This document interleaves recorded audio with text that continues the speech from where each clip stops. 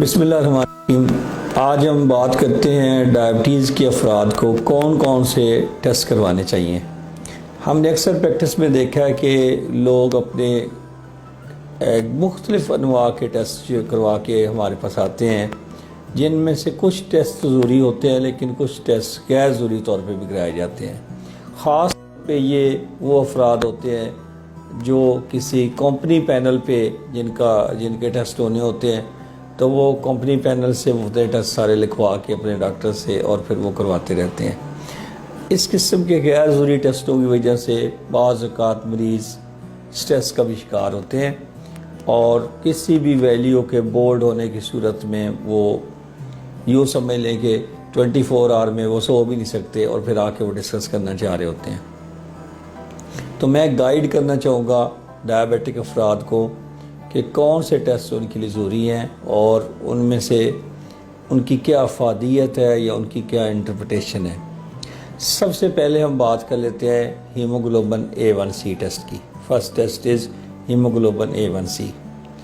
ये टेस्ट हर 3 महीने बाद करना चाहिए और ये टेस्ट आपके ब्लड शुगर लेवल को पिछले 3 महीने की एक एवरेज निकाल के दे देता है।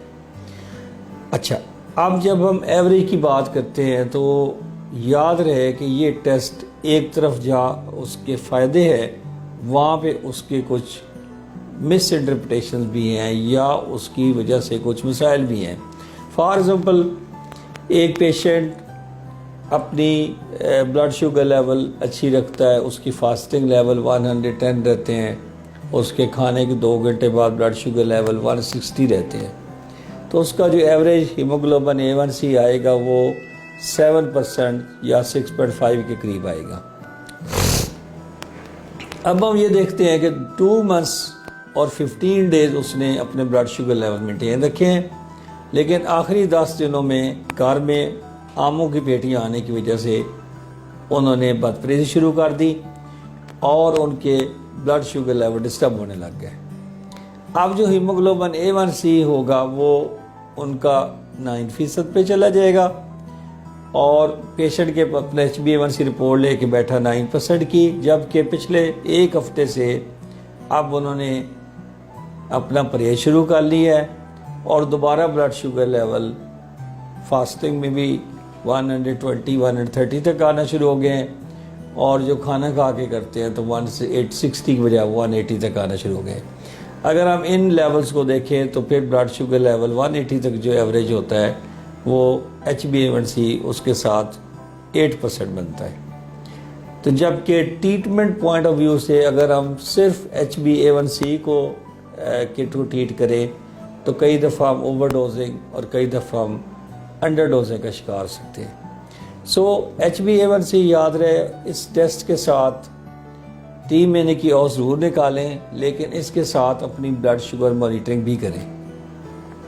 ऐसा ना हो कि आपके 10% या 9% लेवल को देख के डॉक्टर आपकी ट्रीटमेंट को स्टेप अप कर दे और स्टेप अप करने से जब आपके परहेज भी शुरू कर दी है तो ये तक पिछले 3 महीने का अक्स था।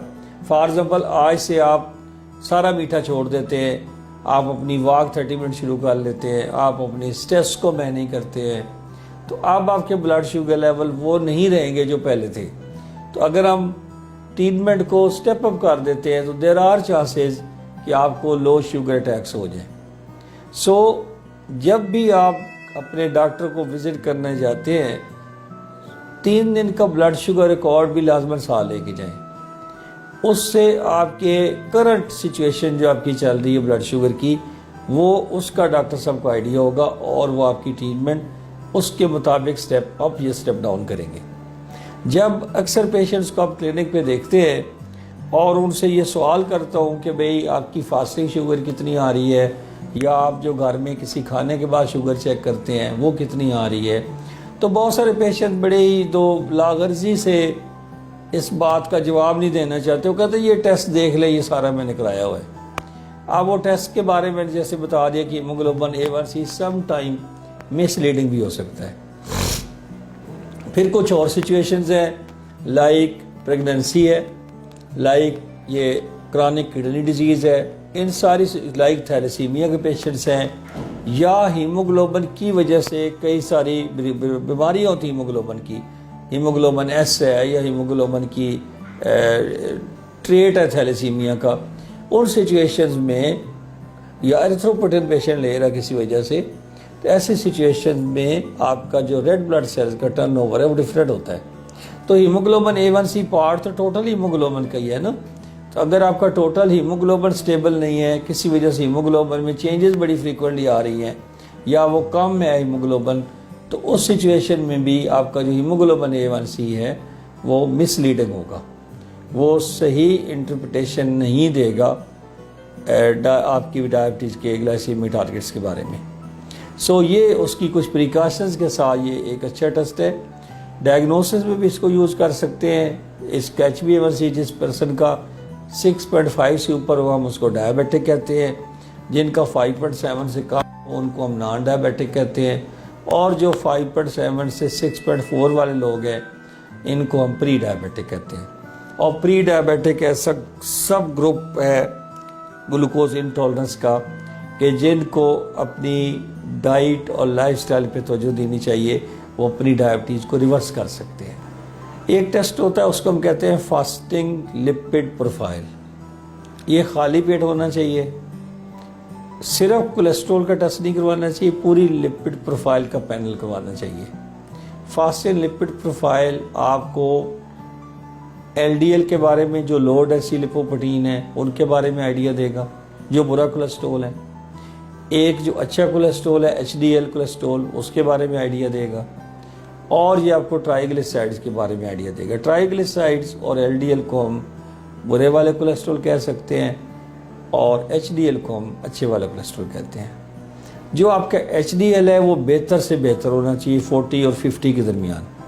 जो आपका LDL है उसको कम होना चाहिए 70 और 100 के दरमियान। कुछ लोगों में हम 100 रखते हैं, कुछ लोगों में 70 रखते हैं। ये हम कैलकुलेट करते हैं कि उनके अंदर हार्ट डिजीज़ का रिस्क कितना है।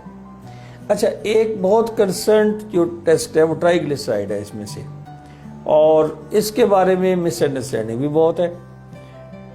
इसकी वैल्यू के बढ़ने का तल्लक हाई ब्लड शुगर के साथ भी है, इसकी वैल्यू बढ़ने का तल्लक हाइपोथायराइडिज्म के साथ भी है। थायराइड के जो डिसऑर्डर्स हैं उसमें भी ट्राइग्लिसराइड डिस्टर्ब हो जाता है। तो आप हर लेवल ऑफ ट्राइग्लिसराइड को ट्रीट नहीं करते, पहले हम इसमें वेट मैनेज करते हैं, हम थायराइड को मैनेज करते हैं, हम ग्लाइसीमिक मैनेजमेंट करते हैं, और अगर फिर वो नॉर्मल ना हो तो फिर हम मेडिसिन का इस्तेमाल करते हैं।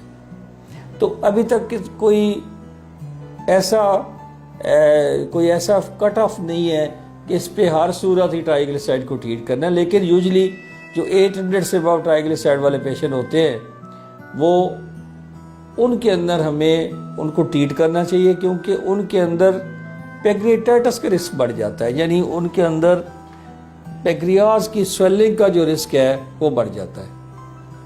तो ये वाली बात है जो ट्राइग्लिसराइड के हवाले से है कि ट्राइग्लिसराइड आपके पैंक्रियाटाइटिस के रिस्क को बढ़ा सकते हैं। लेकिन ये डायरेक्टली हार्ट की बीमारी के साथ इतने लिंक नहीं है जितना कि LDL है। लिंक ये भी हो सकता है टू सम एक्सटेंट, बट जो LDL है, जो लो डेंसिटी लिपोप्रोटीन है, जो बहुत ही बुरा कोलेस्ट्रॉल है, उसकी जब लेवल ज़्यादा होते हैं तो वो ज़्यादा हार्ट के साथ लिंक्ड होते हैं। सो LDL को वेल इन टाइम ट्रीट करना चाहिए। ट्राइग्लिसराइड के बारे में डिफरेंट लेवल्स पे डिफरेंट रिकमेंडेशंस हैं, ये आप अपने डॉक्टर के साथ डिस्कस करते हैं। अच्छा, एक टेस्ट होता है जो किडनी के फंक्शंस के बारे में है। हमारे जो पेशेंट्स हैं उनके डिफरेंट कंसर्न्स में से एक इम्पॉर्टेंट कंसर्न जो है वो उनकी किडनीज़ के बारे में है। लोग कहते हैं हमारे गुर्दे और जिगर ठीक रहे। अब जब प्यार भी इनसे लोग बहुत करते हैं, जब वो कोई भी बात होती है तो कहते हैं आप मेरे जिगरी यार हैं। इसका मतलब होता है कि मेरे जिगर के बहुत करीब हैं। इसका मतलब ये भी है कि मरीज़ अपने जिगर को काफ़ी वाइटल अहमियत देता है, और होना भी चाहिए। तो एक टेस्ट है किडनी और जिगर के हवाले से अगर बात करें तो एक किडनी के जो टेस्ट है वो है सबसे पहला टेस्ट जो आपको ये बताएगा कि डायबिटीज़ की वजह से किडनी की डिजीज़ शुरू हो गई है या नहीं हो गई, और अगर शुरू हो गई है तो कोई ऐसी अद्वियात हैं जो उसको स्लो डाउन कर सकती हैं, उस टेस्ट को कहते हैं spot urine for micro albumin urea. Spot urine for micro albumin urea, ये वो टेस्ट है जो आपको किडनी के फंक्शंस के बारे में सबसे पहले खबर देता है। हमारे लोग यूरिया क्रेटिनिन करा के जब आते हैं तो वो ये समझते हैं कि यूरिया क्रेटिनिन जो है उनका ठीक है तो किडनी ठीक है। तो मैं थोड़ा इस मिथ को क्लियर कर दूं कि यूरिया क्रेटिनिन जब डिस्टर्ब्ड होते हैं तो किडनी ऑलरेडी स्टेज 4-5 पे चला गया होता है, ख़राब होने की स्टेज पे।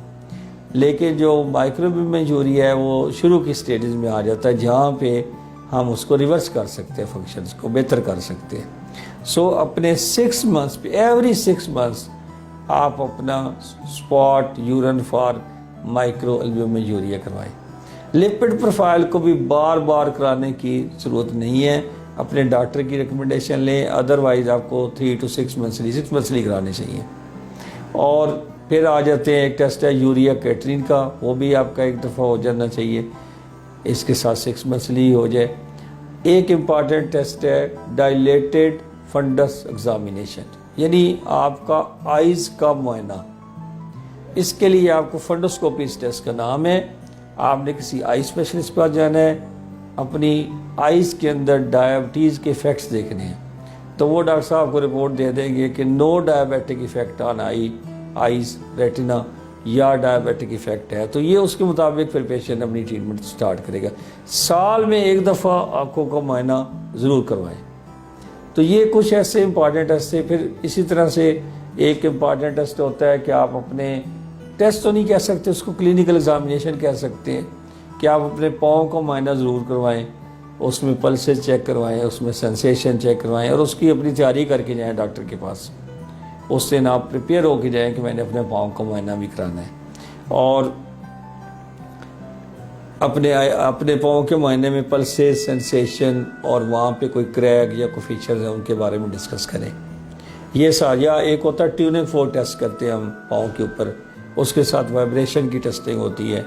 ये भी अर्ली डिटेक्शन करती है आपकी असाबी बीमारी की, जिसको हम न्यूरोपैथी कहते हैं। सो ये जो कॉम्प्लिकेशंस होती हैं, न्यूरोपैथी है, जो किडनी की डिजीज़ है या आई की डिजीज़ है, इनको जितना अर्ली डिटेक्ट किया जाए इतना ही इनमें बेहतरी लाई जा सकती है। ऑल दो कॉम्प्लिकेशंस का ये मतलब है कि ये ऑलमोस्ट इरिवर्सिबल है, but detecting at a given time, जहाँ पे अर्लीस्ट पॉसिबल टाइम, वहाँ पे इनके अंदर बेहतरी ज़रूर लाई जा सकती है। तो ये कुछ चंद गुजारिशात थी डायबिटीज़ के अंदर टेस्टिंग की अहमियत के हवाले से। उम्मीद है कि आप लोग इससे इस्तेफादा करेंगे और अपना फीडबैक देंगे। Thank you.